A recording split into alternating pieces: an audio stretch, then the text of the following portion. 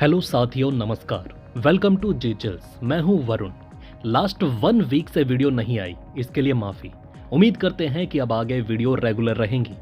इस वक्त दुनिया का माहौल ऐसा हो गया है कि अगर आप सुबह सुबह अखबार खोलें तो खबरें ऐसी मिलेंगी कि लगता है अभी बंकर बना लो।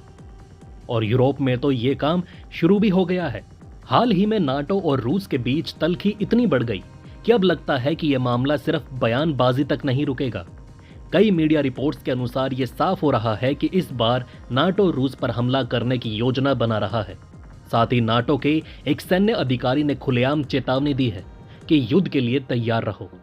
नाटो के नए सेक्रेटरी जनरल मार्क रूटे ने खुलेआम कहा कि नाटो को यूक्रेन को सपोर्ट करने के लिए और ज्यादा कदम उठाने चाहिए। नाटो लगातार अपने सदस्यों को यूक्रेन की मदद के लिए प्रेरित कर रहा है। अमेरिका और यूरोपीय देश हथियार, टैंक और मिसाइल सप्लाई कर रहे हैं।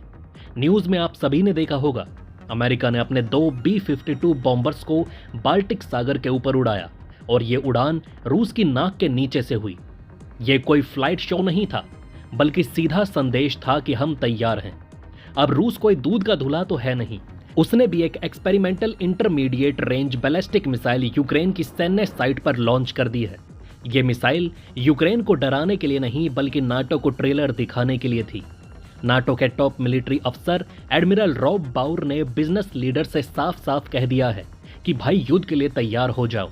मतलब सिर्फ हथियार नहीं, बल्कि आर्थिक मोर्चे पर भी कमर कस लो। और पूरे यूरोप में इसकी तैयारी शुरू हो चुकी है। उन्होंने एक बयान में कहा कि हम एक डिफेंसिव अलायंस हैं। हम तब तक इंतजार करेंगे जब तक हम पर हमला नहीं होता, और जब हमला होगा तो हम उन तीरों को मार गिराएंगे जो हमारी तरफ आएंगे। अब सवाल यह है कि यह बयान केवल बचाव की बात करता है या इसके पीछे रूस की प्रीएम्प्टिव स्ट्राइक यानी कि पहला हमला करने की कोई योजना छिपी है। प्रीएम्प्टिव स्ट्राइक का मतलब होता है कि किसी संभावित खतरे को भांपते हुए पहले हमला कर देना। उदाहरण के तौर पर अगर रूस अपनी मिसाइल तैनात करता है और नाटो को लगता है कि यह उनके खिलाफ है, तो वो पहले ही हमला कर सकते हैं। नाटो खुद भी एक डिफेंसिव अलायंस कहलाता है, जिसका मतलब है कि वो केवल जवाबी कार्यवाही करते हैं, पहल नहीं करते। लेकिन इतिहास ने दिखाया है कि कई बार डिफेंसिव कहकर ऑफेंसिव काम किए गए हैं। 2003 में इराक पर अमेरिका का हमला, जिसे प्रीएम्प्टिव स्ट्राइक कहा गया, इसका एक उदाहरण है। तब अमेरिका ने कहा था कि इराक के पास विनाशकारी हथियार हैं। बाद में साबित हुआ कि ऐसा कोई हथियार नहीं था, लेकिन तब तक लाखों लोगों की जान चली गई। नाटो के इस रवैये को रूस इसे अपनी संप्रभुता पर खतरा मानता है और अपनी सुरक्षा के लिए आक्रामक रुख अपनाता है। आप जानकर हैरान हो जाएंगे, नाटो देश का कुल रक्षा बजट $1.5 ट्रिलियन से अधिक है, जो रूस के बजट से 15 गुना ज्यादा है।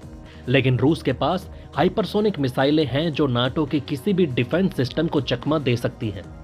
इसके साथ ही रूस कई अन्य मामलों में नाटो से काफी आगे है। अब जर्मनी ने भी अपने कार्ड खोल दिए हैं। एक रिपोर्ट के मुताबिक जर्मनी ने एक गुप्त योजना तैयार की जिसका नाम है ऑपरेशन डचरलैंड। इसमें उन्होंने बड़े पैमाने पर सैन्य संस्थानों को तैयार करने का प्लान बना लिया है। जर्मनी ने अमेरिका से F-35 फाइटर जेट्स खरीदे। ये जेट्स दुनिया के सबसे एडवांस फाइटर जेट्स में गिने जाते हैं, जो लंबी दूरी तक मार करने में सक्षम है। जर्मनी ने भारी मात्रा में अमेरिकी हथियार और मिसाइलें खरीदी हैं।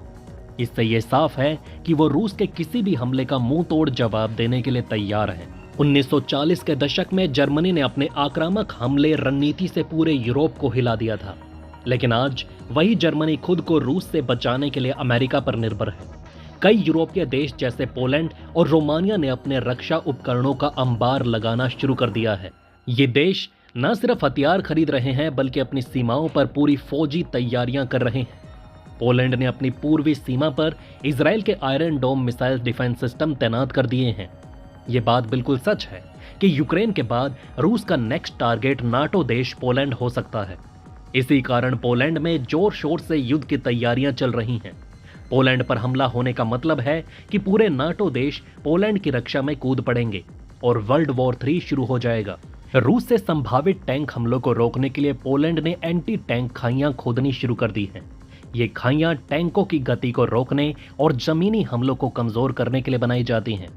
द्वितीय विश्व युद्ध में खाइयों की रणनीति ने जर्मनी और फ्रांस के बीच की लड़ाई में अहम भूमिका निभाई थी। पोलैंड आज उसी इतिहास को दोहरा रहा है, लेकिन इस बार खतरा रूस से है। उधर रूस ने अपने S-500 मिसाइल डिफेंस सिस्टम को एक्टिव कर दिया है। यह सिस्टम इतना एडवांस है कि हाइपरसोनिक मिसाइल को भी हवा में ही ध्वस्त कर सकता है। रूस ने हाल ही में अपनी सीमाओं पर बड़ी संख्या में सैनिक और हथियार तैनात किए हैं। उसने हजारों सैनिक नॉर्थ कोरिया से भी बुला लिए हैं। आप सभी को पता होगा, बाल्टिक सागर के नीचे एक सीक्रेट अंडर वाटर केबल है जिससे यूरोप का 70% इंटरनेट चलता है। रूस ने हाल ही में इसके आसपास अपनी पनडुब्बियों की गतिविधियां तेज कर दी हैं। यह साइबर वॉरफेयर का नया चेहरा हो सकता है। रूस AI तकनीक का इस्तेमाल करके यूके की बिजली ग्रिड को ठप करने की साजिश रच रहा है। इसे लेकर ब्रिटेन के मंत्री पैट मैकफेडन ने नाटो सम्मेलन में खुलासा किया। ये हमले बैंकिंग सिस्टम, पावर ग्रिड और यहां तक कि सैन्य नेटवर्क को टारगेट कर सकते हैं। आज की दुनिया में युद्ध सिर्फ टैंकों और मिसाइलों से नहीं बल्कि हाइब्रिड वॉरफेयर से भी लड़ा जा रहा है। रूस ने यह साबित कर दिया है और भारत को भी इससे सीखने की जरूरत है। जर्मनी ने अपने नागरिकों को सलाह दी कि वो डीजल जनरेटर और विंड टरबाइन इंस्टॉल करें ताकि आपातकालीन स्थिति में बिजली की कमी से बचा जा सके, क्योंकि इस बार खतरा हद से ज्यादा बढ़ चुका है। रूस के राष्ट्रपति पुतिन पहले से कई गुना ज्यादा आक्रामक नजर आ रहे हैं। 1989 में सॉल्ट II नामक एक समझौते के तहत अमेरिका और रूस ने अपने परमाणु हथियार सीमित करने का वादा किया था, लेकिन आज हालात ये है कि दोनों तरफ से पुराने समझौते हवा हो चुके हैं। ठीक वैसे ही जैसे कोई लड़ाई के वक्त दोस्ती की कसम भूल जाता है, रूस ने अपने परमाणु नीति बदलते हुए घोषणा की है कि वो गैर परमाणु हमलों का जवाब परमाणु हमले से भी दे सकता है। ये सब ड्रामा देखकर ऐसा लगता है कि नेताओं के पास काम ही नहीं बचा। जनता महंगाई और बेरोजगारी से जूझ रही है और ये लोग टैंक और मिसाइल की बात कर रहे हैं। हालांकि हम यही उम्मीद कर सकते हैं कि टेंशन किसी भी तरफ से कम हो जाए ताकि आम नागरिकों का भला हो सके। 1973 में अरब इजरायली युद्ध के समय अमेरिका और सोवियत संघ ने अपने अपने गुट बनाए थे। उस समय भी दोनों के बीच परमाणु युद्ध का खतरा था, लेकिन कूटनीति के जरिए युद्ध टल गया। आज फिर वही स्थिति बन रही है। बस इस बार यूक्रेन युद्ध का केंद्र है। उम्मीद करते हैं कि भारत की कूटनीति के कारण यूक्रेन संकट का समाधान निकाल सके। हालांकि बात बढ़ती जा रही है। तो चलिए फिर मिलते हैं एक और नई अपडेट के साथ।